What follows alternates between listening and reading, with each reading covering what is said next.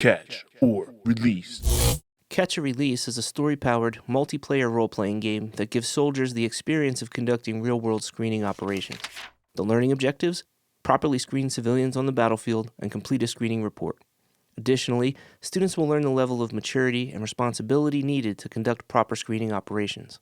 Catch or Release engages new U.S. soldiers who are entering the 35-mic career path, most of whom are between the ages of 18 to 25. The gamification of screening operations and the competition generated by adding game elements such as leaderboards and awards will appeal directly to this age group and increase student engagement. Catch or Release is a simulation played in a mock village with cadre role players. Catch or Release creates a battlefield scenario in which the player's patrol receives direct fire from a marketplace. The area is notionally cordoned off by the infantry unit, searched, and all civilians in the location are temporarily detained. This is where Catch or Release begins.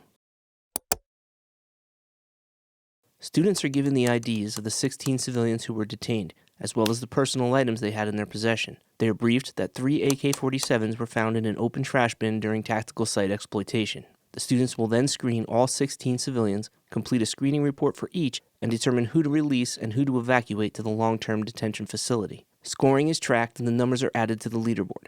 Students receive 10 points for every correct categorization and 0 points for every incorrect one. The highest possible score for categorization is 160 and is achievable by all teams, so the second measure of success will be correctly filling out screening sheets. Students receive 10 points for each correctly filled out report and 0 points for any reports with missing fields or remarks. In order to prevent ties, students are also ranked by deliberation time. The score raises by increments of 10.